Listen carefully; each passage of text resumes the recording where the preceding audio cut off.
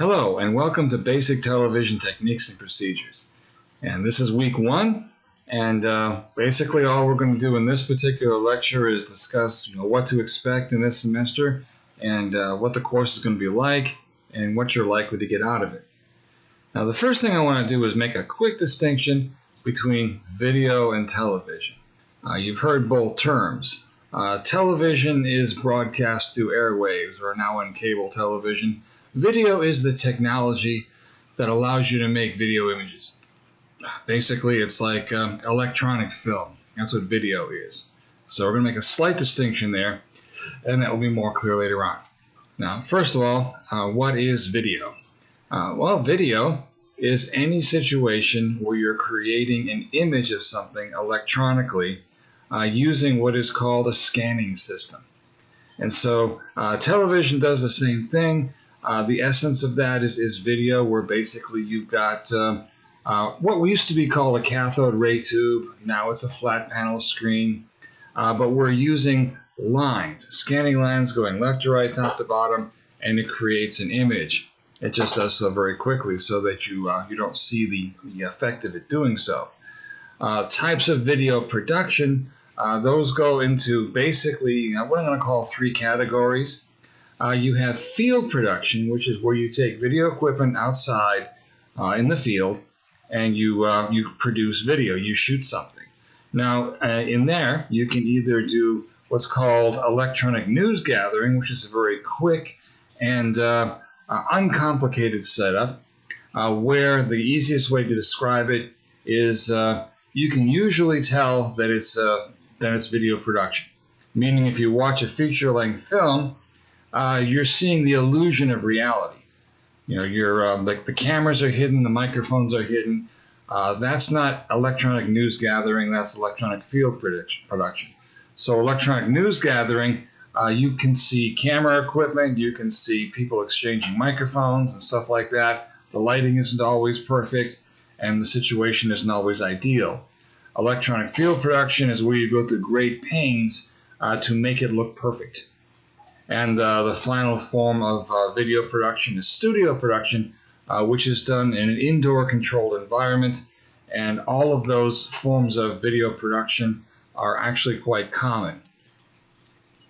Now the phases of production, and we'll get into this in more detail as the class progresses. And the reason why I'm bringing this up is because within video, you've got a lot of things to think about. And it's important to understand that sometimes when you think about them is as important as what they are. So for example, the first phase of production is what we call pre-production. This is where you are coming up with the idea, writing the script, and organizing things. And this is critical work that must be done before you start shooting. But this really covers everything that happens before you turn on the camera. Then the second phase of production is production, where you are basically shooting video, and that can take a long time, but usually it's the shortest phase of a production, meaning that when you put something into production, you may be shooting video for, let's say it's a feature-length film, you may be shooting video for a month or 2. In news gathering, it's maybe a day, that sort of thing. But then beyond that, you get into post-production, where you're no longer shooting, you're simply editing now. Those are 3 incredibly different areas of work. So much so that there are people that only do one. There are producers that never actually operate the equipment. There are camera people who do nothing but operate cameras. And then there are people who just do nothing but edit video. And so you will learn all of these areas of production in this class. Now, the career opportunities are basically endless. There's all kinds of applications for video these days, and television, and there's more all the time. Originally there was only broadcast television. Now we have cable, we have podcasting, we have streaming, and every day they come up with a new one. And of course we've also got the phenomenon of video on the cell phone, all these different things that we see all around us. The technology of television has changed a lot. It used to be what I'm going to call electronic. Meaning that it had nothing to do with computers. It was electrical. So if you would, let's say you're going to go through the scale of technology. We start with mechanical technology, which are like gears and pulleys and things like that. And this would also include chemical technology, which are, flammable liquids, steam, that sort of thing.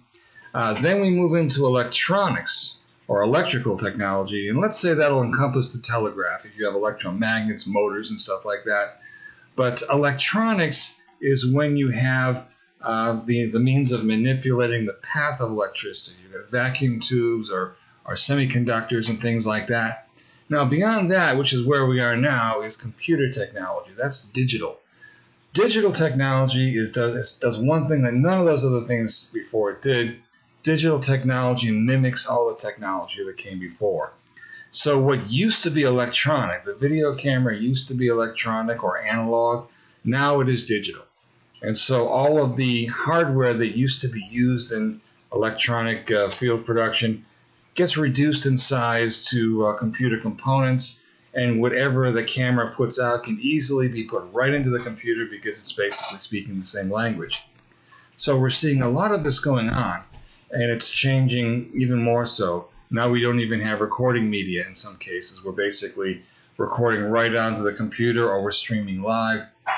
And so either way, the technology is roughly the same.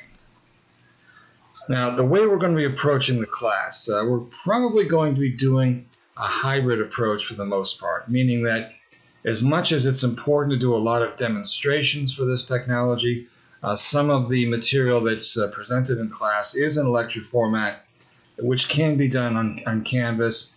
And to reduce the necessity of wearing masks all the time, we're going to do some of that.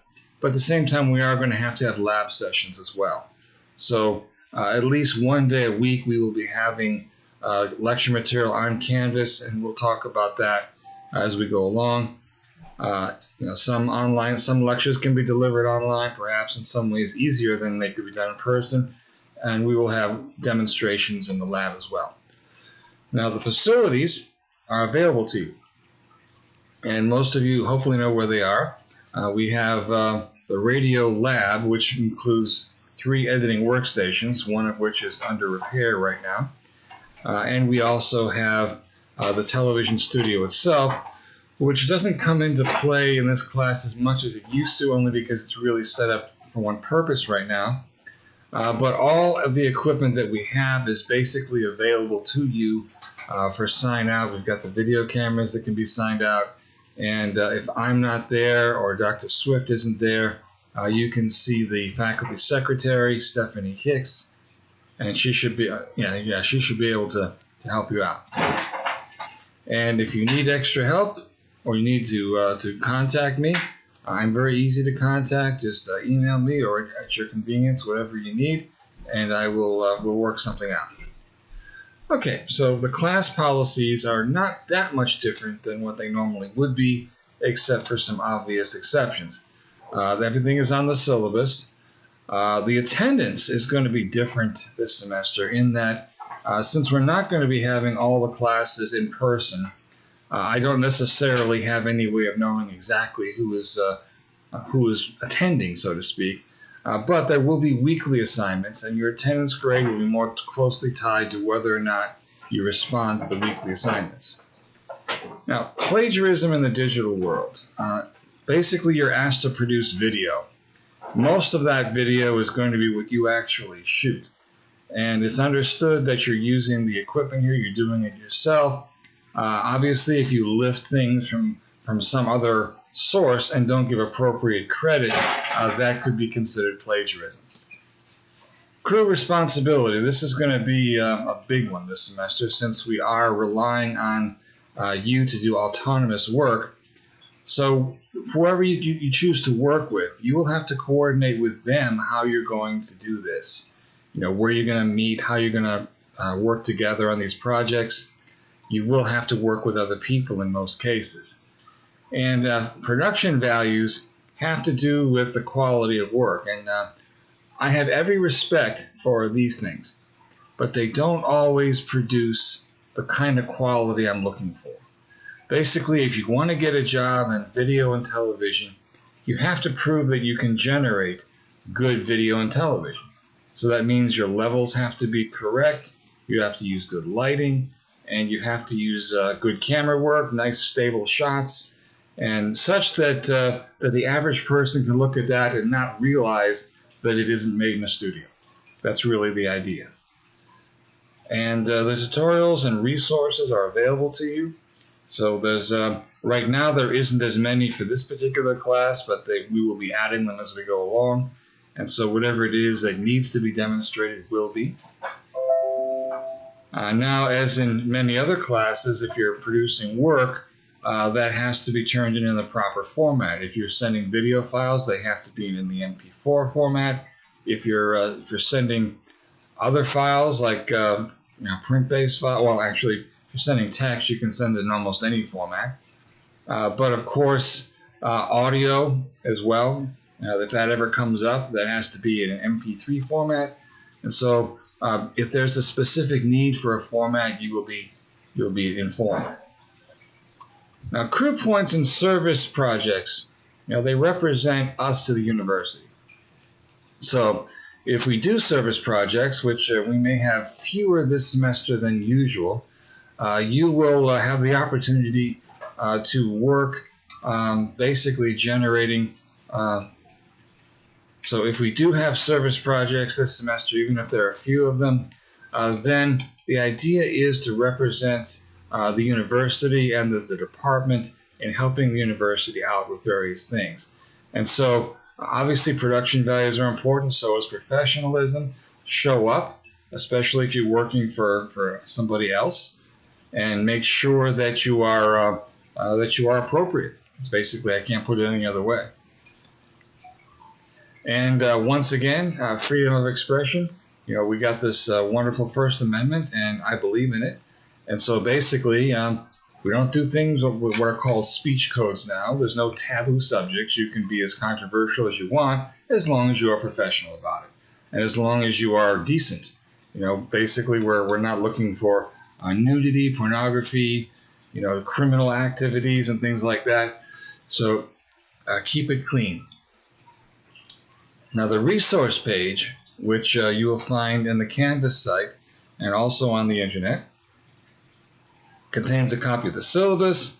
It also has a link to the YouTube channel, and of course, it has some suggested tutorials as well.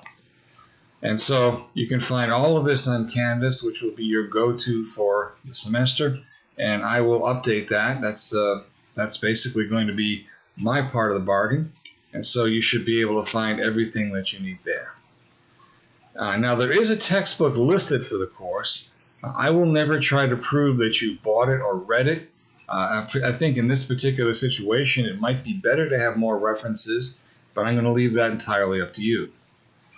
Now, the major assignments in the class, basically, just so we understand, you have a field project. This is a look at the syllabus, and it talks about that. You are to produce a piece of video that's supposed to be, say, 10, 20 minutes long. And you should be doing this as a group. This is a group project, so I don't recommend groups that get too big. I also don't necessarily recommend that you do it all by yourself, because you're going to find that to be rather difficult. But the field project can be a drama, it can be a documentary, it can be a music video, it can be a how-to video, it can be an art video. There are so many possibilities that it is mind-boggling. But what it does have to be, number one, is something that you really enjoy doing, something that you can do well, and it has to be something that others could appreciate too. Now, we do have service projects and crew points, and this is basically the other half of your grade.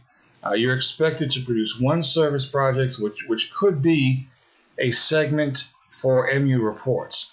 If you're working with MU reports, report to the leader or whoever assigns the projects, and basically say, we got this to do. What can we do for you? And so that becomes your production. And so there, you don't have to come up with the idea. They've already done that for you. They will assign you to the story, and you will make the video work. And so that goes into the program, and then, of course, you also get graded for that. Now, that kind of, it also balances out with crew points, meaning that in addition to a service project, you also have to earn 20 crew points. And so if it works out that the crew points are scarce, we may modify that because the service project itself counts for some of it anyway. But we'll see how that goes, because occasionally we do have some really good opportunities to earn some crew points and to get some more experience. Now, the weekly exercises, the weekly assignments are going to be counted as 20% of your final grade. And so be sure you keep up with those. And of course, the exams are another 20%. Not a whole lot of weight goes into those exams, but they do count. And so that is essentially what the class is going to be. And this is all you really have to know at this time, and we will continue discussing this throughout the week.